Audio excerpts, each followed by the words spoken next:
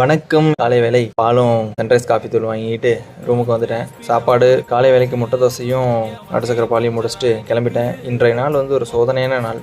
நான் சரியாக தூக்கம் இல்லையா, அதனால் 7:30க்கு தான் எழுந்திரிச்சேனே. 8:30க்கு தான் பஸ் ஏறி 10 மணிக்கு தான் அங்கே போனேன். அதுக்குள்ளே கிளாஸ் முடிச்சுட்டு போயிட்டாங்க அவங்க.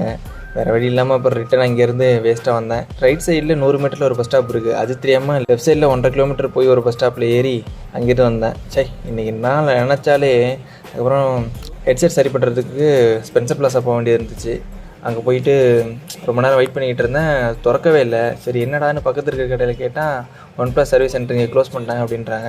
ஸ்பென்சர் பிளாஸாவில் அப்புறம் என்ன பண்ணுறது, அங்கே தான் சர்வீஸ் இல்லைன்ட்டாங்க. வேறு வழி இல்லாமல் அங்கே கொஞ்சம் நேரம் ஓசியில் ஏசி காற்று வாங்கிட்டு நானும் கிளம்பிட்டேன். காஃபி குடிக்கலாம்னு தான் பார்த்தேன். சரி ஓகே வீட்டை போய் பார்த்துக்கலாம் அப்படின்ட்டு வந்துட்டேன். அங்கேருந்து நடக்க ஆரம்பிச்சுட்டு இந்த புறாங்கள்லாம் நிறையா இருந்துச்சு. அதெல்லாம் அப்படியே பார்த்துட்டு வந்துட்டு போஸ்ட் ஆஃபீஸ் போக வேண்டியது இருந்துச்சு. ஏன்னா கோயம்புத்தூரில் ஒரு ஸ்கூலுக்கு அப்ளிகேஷன் போட வேண்டியது இருந்துச்சு. அந்த ஸ்கூலுக்கு அப்ளிகேஷன் போட்டு இங்கே திரும்ப அப்படியே நடக்க ஆரம்பிச்சிட்டேன். சேப்பாக்கு வரையும் அங்கே சாப்பாடு வாங்கிட்டு ஒரு பன்னீர் சோடா குடிச்சிட்டு வீட்டுக்கு 2 முட்டையோட சாம்பார் சாதம் சாப்பிட்டுட்டு அப்புறம் காஃபி போட ஆரம்பிச்சிட்டேன். காஃபி சன்ரைஸ் தான் இன்னைக்கு என்னென்னா எப்படி போகிறதுன்னு பாருங்கள்.